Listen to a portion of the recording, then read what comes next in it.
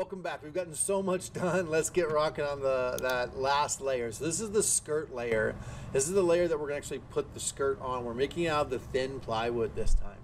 So to make this layer, I'm going to click here on my Create Sketch button, and then click on this bottom surface of the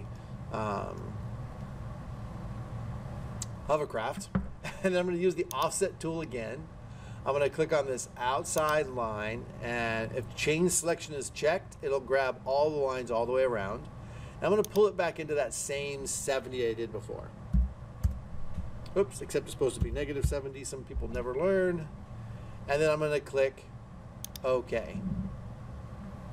And now what I want to do is I want to be able to extrude this, but I want to actually have a bar around here so I can attach the skirt to it. I don't want the skirt flapping through. I want to be on wood. So next thing I'm going to do is do another offset tool against the outside edge, and this time I'm going to do 70, the same 70 I did, minus 15 for the edge. So that puts us at 55, I think. So negative 55. Yep, and that looks pretty good. Enter.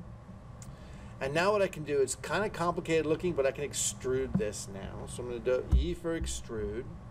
I want all of this circle, all of these, all of that, and let me put it to the bottom view so we can kind of see. And I'm going to rotate it around. And I want all of these bars around here as well. This is what's going to allow me, all of these bars of wood that we're going to create are going to let us do the double-sided tape onto it. So I'm going to keep coming around doing all of these. And I'm going to leave these unselected because I want air to be able to pass in from the fan here and then out to the center piece through all of these holes here. I'm going to tip it so I can see which way we're going. Yep, so we're going to extrude in the positive direction. And here I'm going to do thin instead of thick because I'm using that thin plywood. Enter. It puts the thin plywood dimension in, and instead of join, I'm going to say new body and click OK. And now you can see I've got this great thing where, oh, you know what? I can just tell I messed up. Look at, I didn't put any holes here for the air to be able to blow into this area. Oh no, that's right. That's right. No, that's good. It's going to blow into the plastic and then go around these holes. So yeah, we did it right. Awesome. So I'm going to do A for appearance, and I'm just going to drop off bamboo right on top of there so it looks good. Now we've got, close the appearances thing. Now we've got all the layers done. Yes, yes we do. Rock and roll. What else do we need to do now? Oh, we need to build the downdraft fan shroud. And that might be it. Hang on just a second, let me think. Okay, so that does it for the making of the layers, I think. So our next step now is to flatten all of our layers out so we can capture the shapes of them so we can have the laser cut them. So I'll show you that process real quick.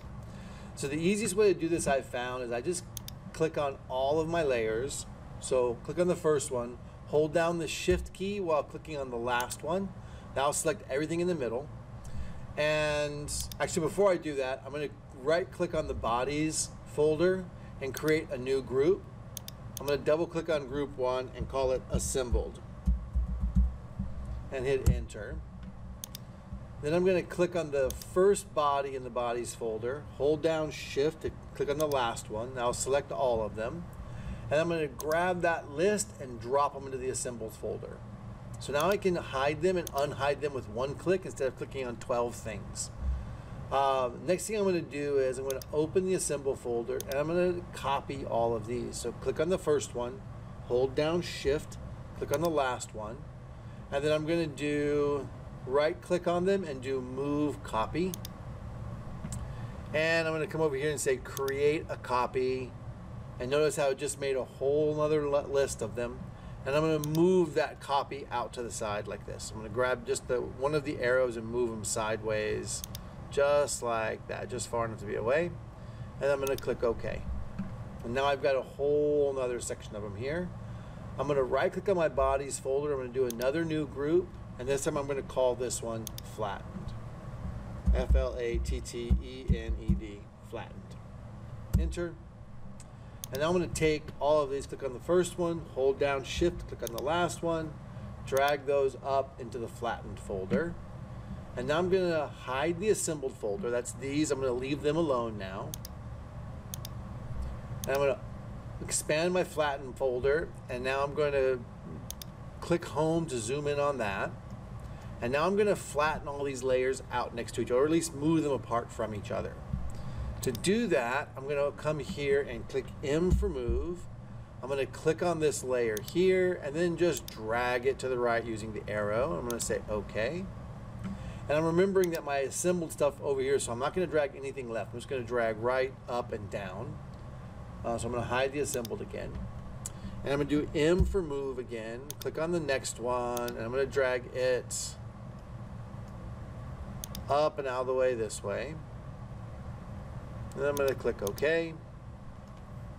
And then I'm going to do the move command. I'm going to click on this bottom layer and I'm going to drag it down this way. And OK. And if I'm lucky, that was my last layer to move. So M to move real quick. I'm going to move this one. Oh, yep, I need to move that one. So I'm going to control.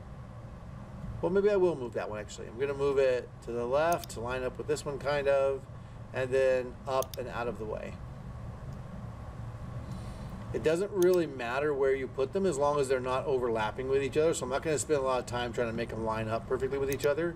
As long as they're not overlapping, you're totally fine. Now I need to flatten out all these circles as well. So I'm going to do an M command. I'm going to grab that top one and just drag it up and out of the way. Okay, M. Grab the next one, move it over here. Maybe not so far. Okay, M. Grab the next one, and this one I'm just going to drag kind of diagonally up here. Okay, I think that was it. Let me check real quick. I'm going to tip it sideways. Yep, there's just that one left. Click back on the top view.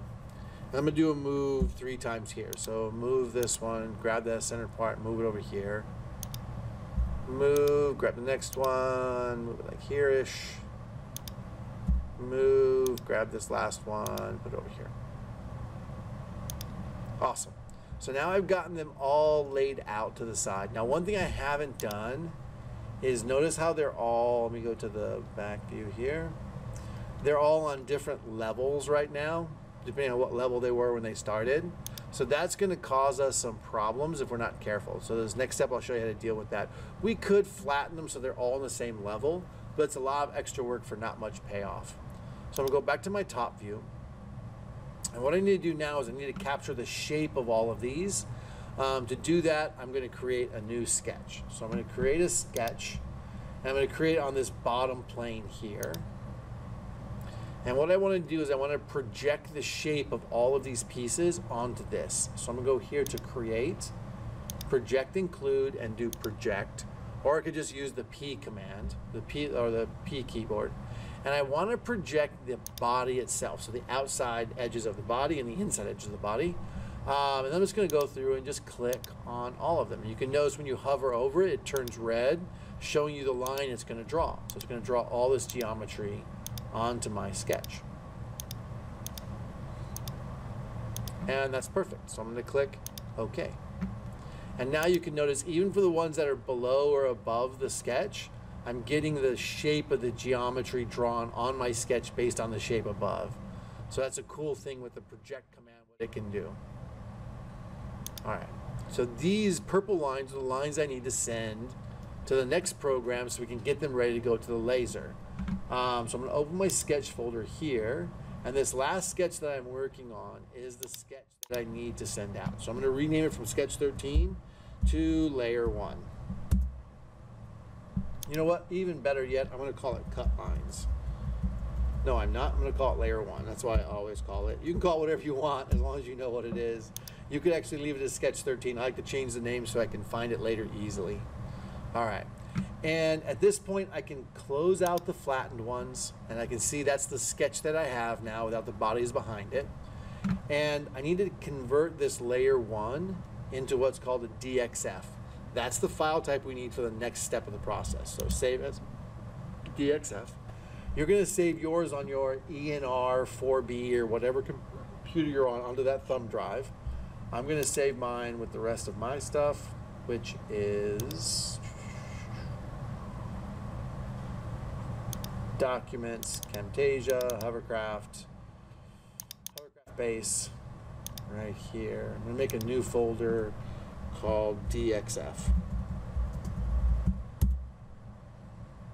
Inside that, I'm going to do layer 1 of 1.